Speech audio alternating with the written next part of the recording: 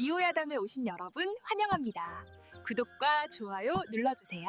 오늘의 야담 시작합니다. 그 물을 마시면 죽어요. 다나의 다급한 외침에 도련님 이준혁의 손이 멈췄습니다. 찻잔이 입가에 닿기 직전이었지요.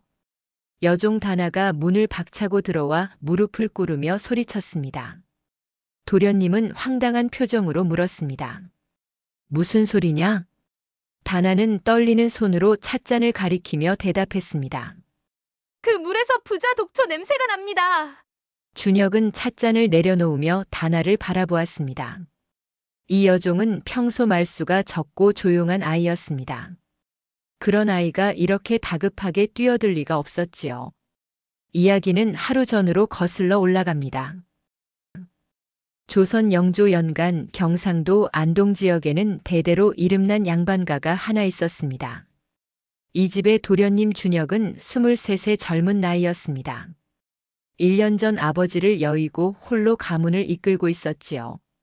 무게가 무거웠지만 준혁은 꿋꿋하게 버텨왔습니다. 이 집에는 특별한 여종이 하나 있었습니다. 다나 18살. 1년 전 갑자기 이 집에 팔려온 이 여종은 다른 종들과 달랐습니다. 말수가 적고 조용했지만 눈빛에는 뭔가 깊은 슬픔과 지혜가 담겨 있었지요. 다나에게는 남들이 모르는 비밀이 있었습니다. 다나는 원래 양반가의 딸이었습니다. 아버지는 유명한 의원이었고 다나에게 수백 가지 약초와 독초를 구별하는 법을 가르쳤지요. 하지만 아버지가 억울한 누명을 쓰고 죽었습니다. 어머니도 슬픔을 이기지 못하고 병으로 세상을 떠났습니다. 혼자 남은 다나는 아버지의 빚 때문에 노비로 팔렸습니다. 그렇게 이 집에 온 지 1년. 다나는 조용히 일하며 도련님의 인품을 지켜보았습니다. 준혁은 하인들에게 함부로 하지 않았고 소작인들을 공평하게 대했습니다. 좋은 분이시구나. 다나는 마음속으로 도련님을 존경하게 되었습니다. 어느 날 아침이었습니다. 다나는 부엌에서 일하고 있었습니다. 샘물 항아리 옆을 지나다가 발걸음을 멈췄지요. 코끝에 스치는 미묘한 냄새.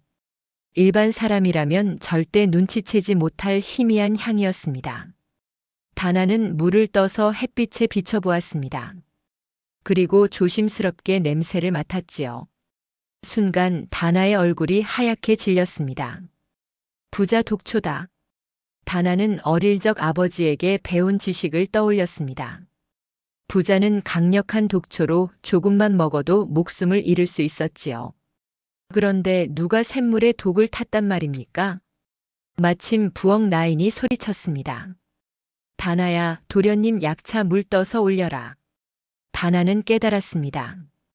이 독이 든 물이 바로 도련님께 올라갈 물이라는 것을 말입니다. 다나는 주저하지 않았습니다. 물동이를 내팽개치고 도련님 처소로 달려갔지요. 그 물을 마시면 죽어요. 다나의 외침에 준혁은 찻잔을 내려놓았습니다. 무슨 소리냐?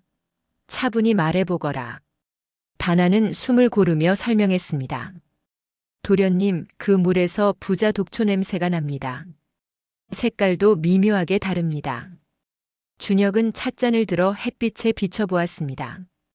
과연 물빛이 조금 탁했습니다. 내가 어찌 독초를 아느냐? 다나는 고개를 숙였습니다. 소녀의 아버지가 의원이었습니다. 어릴 적 많은 것을 배웠습니다. 준혁은 다나를 다시 보았습니다. 이 여종에게 그런 과거가 있었다니 놀라웠지요. 준혁은 늙은 집사 복만을 불렀습니다. 복만, 이 물이 어디서 온 것이냐? 복만이 부엌을 조사했습니다. 잠시 후 황급히 돌아와 보고했습니다. 도련님, 이 물은 우리 집 샘물이 아닙니다. 누군가 다른 물로 바꿔치기 했습니다. 준혁의 얼굴이 굳어졌습니다. 누군가 자신을 죽이려 한다는 뜻이었습니다. 준혁은 다나를 바라보았습니다. 내가 나를 살렸구나. 고맙다. 다나는 고개를 숙였습니다. 가슴이 두근거렸지요. 사흘 후였습니다. 숙부 이광석이 찾아왔습니다. 준혁의 아버지가 세상을 떠난 후 광석은 자주 조카를 찾아왔습니다. 겉으로는 조카를 돌보겠다고 했지만 실제로는 가문의 재산을 노리고 있었지요. 광석은 40대 중반의 비대한 체구였습니다. 옆에는 서자 아들 철수가 따라왔습니다. 철수는 25살로 무식하고 난폭한 성격이었습니다. 준혁은 정중하게 맞이했습니다. 숙부님, 어서 오십시오. 광석은 대청에 앉으며 주위를 둘러보았습니다. 조카야, 혼자 이 큰 집을 잘 관리하고 있느냐? 예, 괜찮습니다. 그래도 아직 젊지 않느냐? 경험 많은 어른의 도움이 필요할 텐데. 광석은 노골적으로 자신을 내세웠습니다. 철수는 마당을 돌아다니며 하인들을 함부로 대했습니다. 이것들이 일을 이따위로 하느냐?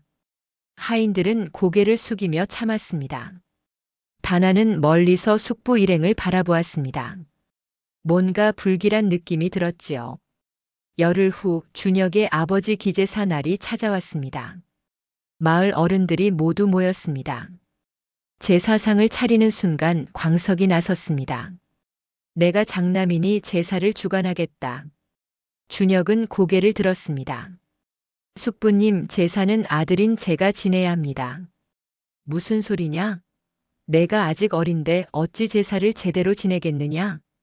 제가 비록 젊지만 아버지의 아들입니다. 제사는 제 몫입니다.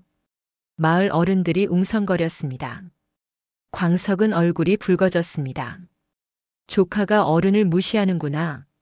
무시가 아닙니다. 도리를 지키는 것입니다. 결국 준혁이 제사를 지냈습니다. 하지만 광석은 내내 불만스러운 표정이었습니다. 제사가 끝난 후에도 마을 어른들에게 조카가 버릇이 없다고 투덜거렸지요. 준혁은 숙부의 태도에서 불길함을 느꼈습니다. 제사 다음 날 광석이 다시 찾아왔습니다. 이번에는 본색을 드러냈습니다.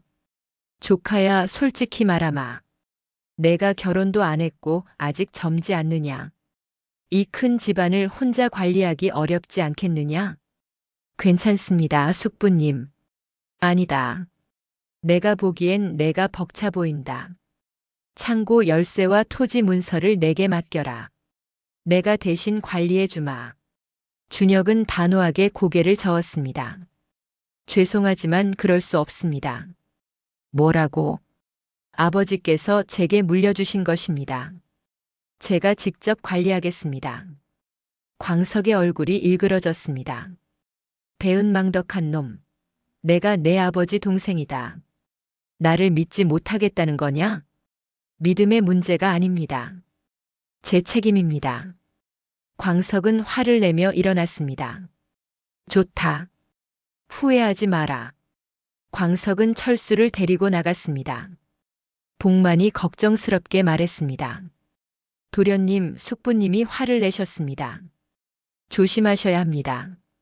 준혁도 불안했지만 꿋꿋하게 버텼습니다. 며칠 후였습니다. 준혁이 갑자기 쓰러졌습니다. 극심한 복통과 고열이었습니다. 의원을 불렀으나 원인을 알 수 없었지요. 이상합니다. 몸에 도끼가 도는 것 같은데 무슨 독인지 알 수가 없습니다. 준혁은 며칠째 알아누웠습니다. 다나는 걱정이 되어 몰래 도련님의 식사를 확인했습니다. 보양식으로 올라가는 닭죽을 조사했지요. 다나는 죽 냄새를 맡다가 깜짝 놀랐습니다. 이것은 천남성이다. 천남성은 소량씩 먹으면 서서히 몸을 망가뜨리는 독초였습니다. 한 번에 많이 먹으면 죽지만 조금씩 먹으면 원인 불명의 병처럼 보이지요. 다나는 부엌으로 달려갔습니다. 이 재료는 어디서 났습니까? 부엌 라인이 대답했습니다. 숙부댁에서 보내주셨다. 도련님 건강에 좋다고 하셨지. 다나는 확신했습니다. 숙부가 도련님을 독살하려 한다는 것을 말입니다. 다나는 집사 복만을 찾아갔습니다. 복만 어르신, 급히 여쭐 말씀이 있습니다. 다나는 조사한 내용을 모두 말했습니다. 복만도 얼굴이 하얗게 질렸습니다. 이를 어찌하면 좋으냐? 두 사람은 도련님께 달려갔습니다. 준혁은 병상에 누워 있었지만 정신은 또렷했습니다. 도련님 보양식에 독이 섞여 있었습니다. 준혁은 눈을 크게 떴습니다. 무슨 말이냐? 숙부댁에서 보낸 재료에 천남성 독초가 들어 있었습니다. 준혁은 이를 악물었습니다. 증거가 있느냐? 재료가 남아 있습니다. 하지만 숙부께서 인정하실지 모르겠습니다. 준혁은 한숨을 쉬었습니다. 증거가 약했습니다. 숙부는 선의로 보낸 것이라고 잡아떼면 그만이었지요. 일단 그 음식은 모두 치우거라. 그리고 앞으로 숙부댁에서 오는 것은 절대 먹지 않겠다. 준혁은 독을 끊자 서서히 회복되었습니다. 하지만 마음속에 분노가 쌓여갔습니다. 열흘 후 광석이 하인들을 이끌고 다시 찾아왔습니다. 이번에는 대놓고 위협했습니다. 조카가 아프다니 내가 대신 집안일을 처리하겠다. 창고 열쇠를 내놓아라. 준혁은 병상에서 일어났습니다. 절대 안 됩니다. 뭐라고? 내가 지금 누워있지 않느냐? 집안 관리는 누가 하느냐? 제가 합니다. 제가 죽지 않는 한숙부님께 맡길 수 없습니다. 광석은 고함쳤습니다. 그럼 내가 죽으면 누가 관리하느냐? 순간 정적이 흘렀습니다. 광석은 자신이 실언했음을 깨달았습니다. 마을 어른들이 모두 광석을 쳐다보았지요. 준혁은 차갑게 말했습니다. 숙부님, 제가 살아있는 한 제 재산은 제가 지킵니다. 돌아가십시오. 광석은 이를 갈며 나갔습니다. 하지만 집을 나서며 중얼거렸습니다. 두고 보자, 조카야. 복만이 준혁에게 속삭였습니다. 도련님, 숙부님이 위험합니다. 준혁도 알고 있었습니다. 그날 밤 다나가 도련님을 찾아왔습니다. 도련님, 제가 도와드리겠습니다. 준혁은 놀란 표정으로 물었습니다. 내가 무엇을 할 수 있겠느냐? 다나는 고개를 들었습니다. 제 아버지는 의원이었습니다. 저는 약초와 독초를 구별할 수 있고 사람을 관찰하는 법도 배웠습니다. 그것만으로 어찌 숙부를 막겠느냐? 증거를 찾아드리겠습니다. 숙부의 악행을 밝혀낼 증거를 말입니다. 준혁은 다나의 눈을 바라보았습니다. 그 눈빛에는 결연함이 담겨 있었습니다. 좋다. 너를 믿어보마. 준혁은 다나와 복만을 불러 비밀 회의를 열었습니다. 숙부의 악행을 증명할 증거를 모으자. 다나, 너는 부엌을 감시하고 숙부댁의 움직임을 살펴라. 복만, 너는 마을 사람들에게 숙부에 대한 소문을 들어라. 나는 소작인들과 다시 연결하겠다.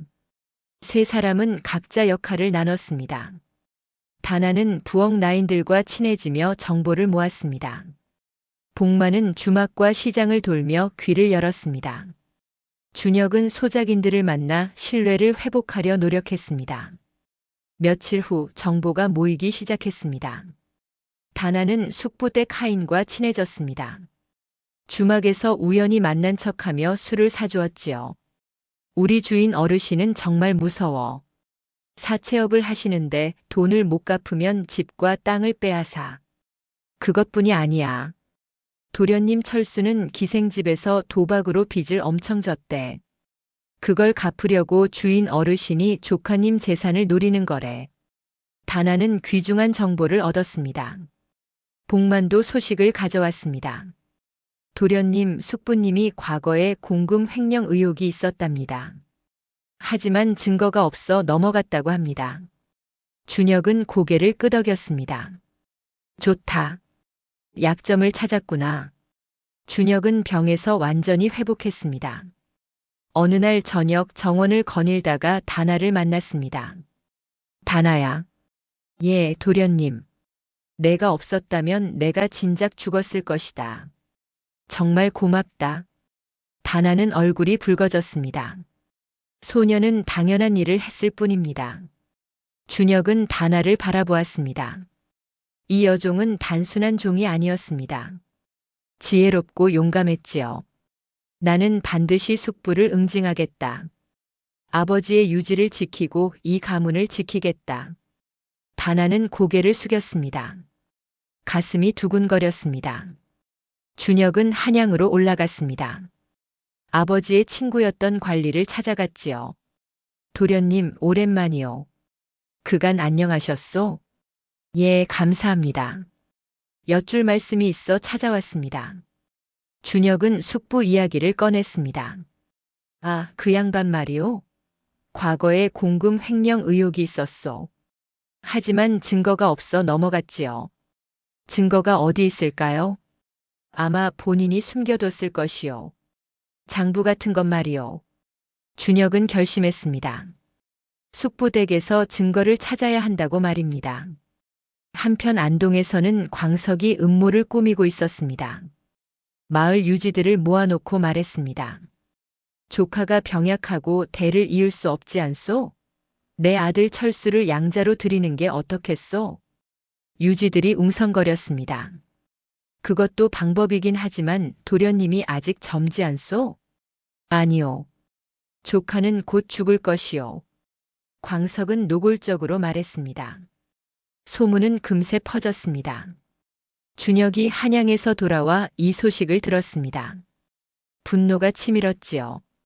준혁은 직접 마을 유지들을 찾아갔습니다. 제 혼사와 양자 문제는 제가 알아서 하겠습니다. 숙부님께서 함부로 말씀하신 것입니다. 유지들은 고개를 끄덕였습니다. 광석은 또다시 망신을 당했습니다. 광석은 점점 초조해졌습니다. 어느 날 다나가 숙부댁 근처를 지나가는 것을 목격했습니다. 저 여종이 수상하다. 철수야, 저 계집을 데려와라. 신문하겠다. 철수는 건달들을 데리고 다나를 납치하려 했습니다. 이리 와, 계집아. 다나가 비명을 지르려는 순간 준혁이 나타났습니다. 감히 내 여종을 건드리느냐? 준혁은 칼을 뽑아들었습니다. 철수도 칼을 빼들었습니다. 조카, 내가 감히. 두 사람이 칼을 겨누며 대치했습니다. 마을 사람들이 몰려들었습니다. 복만이 급히 막아섰습니다. 두 분 진정하십시오. 결국 둘은 칼을 거뒀지만 분위기는 살벌했습니다. 준혁은 다나를 데리고 돌아왔습니다. 괜찮으냐? 예, 도련님 덕분에 무사합니다. 준혁은 다나의 어깨를 다독였습니다. 며칠 후 준혁은 소작인들이 떠나고 있다는 소식을 들었습니다. 급히 찾아가 물었습니다. 왜 떠나려 하시오? 소작인들이 대답했습니다. 도련님, 숙부님께서 오셔서 도련님이 곧 죽을 것이니 자기한테 소작료를 내라고 하셨습니다. 그리고 만약 거부하면 땅에서 쫓아내겠다고 협박하셨습니다. 준혁은 이를 악물었습니다. 저를 믿어주십시오. 제가 반드시 지켜드리겠습니다. 숙부의 말에 속지 마십시오. 준혁은 진심을 담아 말했습니다. 소작인들은 도련님의 눈빛을 보고 마음을 바꿨습니다. 알겠습니다, 도련님. 도련님을 믿겠습니다. 하나둘 소작인들이 다시 돌아왔습니다. 광석은 준혁의 저항에 화가 났습니다. 관하로 달려가 고소했습니다. 이방님, 제 조카가 저를 모함합니다. 제가 조카를 도우려 했는데 조카가 저를 도둑 취급합니다. 하지만 준혁도 관하로 갔습니다. 이방님, 제 숙부가 저를 독살하려 했습니다. 이방은 난처해했습니다. 증거가 있소? 준혁은 독초가 섞인 재료를 내밀었습니다. 광석은 발뺌했습니다. 그건 내가 선의로 보낸 보양 재료요. 독을 탔다는 증거가 어디 있소? 이방은 고개를 저었습니다. 양쪽 다 증거가 부족하오. 집안일은 집안에서 해결하시오. 준혁은 돌아서며 다짐했습니다. 반드시 확실한 증거를 찾겠다. 어느 달밤이었습니다. 준혁은 정원을 거닐고 있었습니다. 다나가 지나가다가 도련님을 보았습니다. 도련님, 아직 안 주무십니까? 응, 잠이 오질 않는구나. 걱정이 많으신가 봅니다. 준혁은 다나를 바라보았습니다. 달빛 아래 다나의 얼굴이 아름다웠습니다. 다나야, 너는 어찌 그리 영특하냐? 다나는 고개를 숙였습니다. 도련님을 지키고 싶었을 뿐입니다. 준혁은 다나의 손을 잡았습니다. 다나는 깜짝 놀랐습니다. 도련님, 이 일이 끝나면 너를 자유롭게 해주마. 다나의 가슴이 뛰었습니다. 하지만 자유보다 더 원하는 것이 있었습니다. 도련님 곁에 있는 것이었지요. 준혁은 함정을 준비했습니다. 광석이 귀한 인삼을 탐낸다는 정보를 입수했지요. 준혁은 소문을 퍼뜨렸습니다. 산삼이 나왔다. 3년 묵은 산삼이라네. 광석은 욕심이 났습니다. 준혁을 찾아와 말했습니다. 조카야, 그 산삼을 내게 팔겠느냐? 팔 수는 있습니다만 값이 비쌉니다. 얼마냐? 은자 500냥입니다. 광석은 고민했습니다. 큰 돈이었지만 산삼을 되팔면 1000냥은 받을 수 있었지요. 좋다. 사겠다. 광석은 돈을 마련하기 시작했습니다. 복만이 몰래 광석의 돈 출처를 조사했습니다. 과연 사채업과 횡령한 공금으로 모은 돈이었습니다. 사흘 후 산삼 소문이 거짓인 걸 알고 화가 난 광석이 준혁을 찾아왔습니다. 뒤에는 철수와 건달들이 있었습니다. 조카야, 내일까지 재산 절반을 내놓지 않으면 너를 가만두지 않겠다. 준혁은 웃었습니다. 좋습니다, 숙부님. 내일 큰 자리를 마련하겠습니다. 뭐?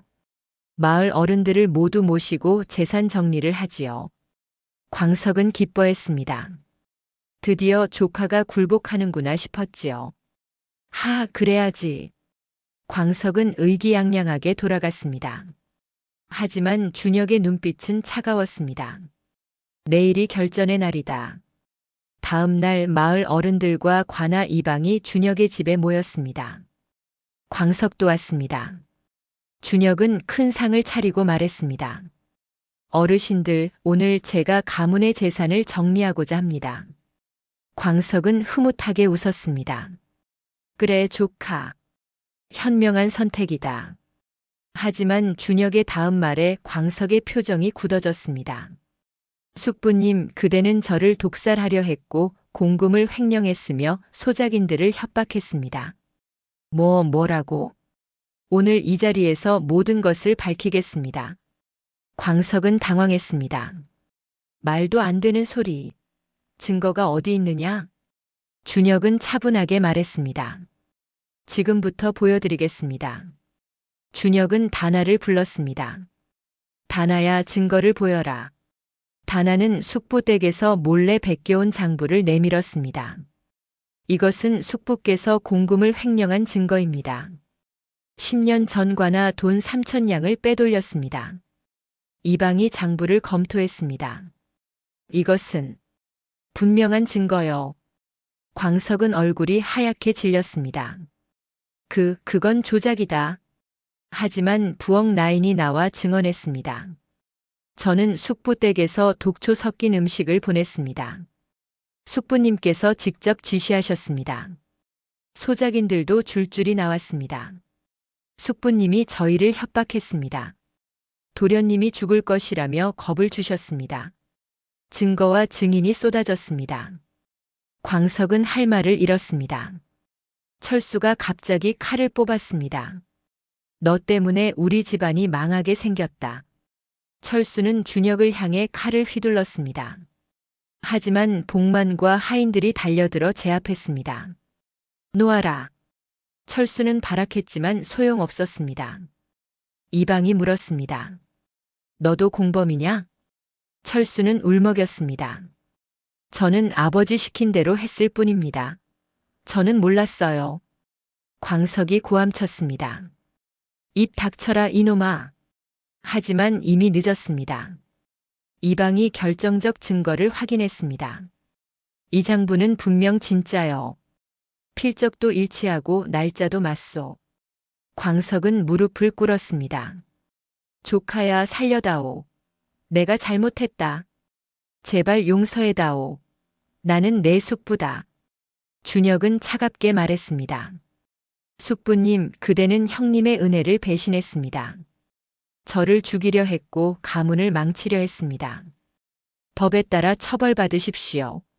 마을 어른들도 고개를 끄덕였습니다. 당연한 일이요. 관아에서 정식 심리가 열렸습니다. 마을 현감이 판결했습니다.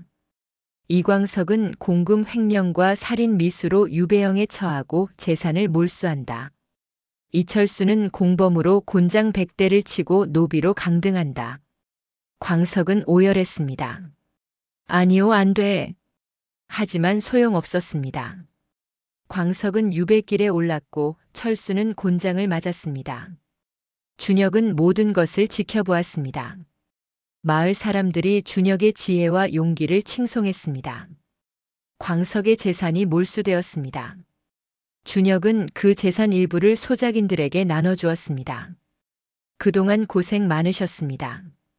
이것으로 생활에 보태십시오. 소작인들은 감격했습니다. 도련님 고맙습니다.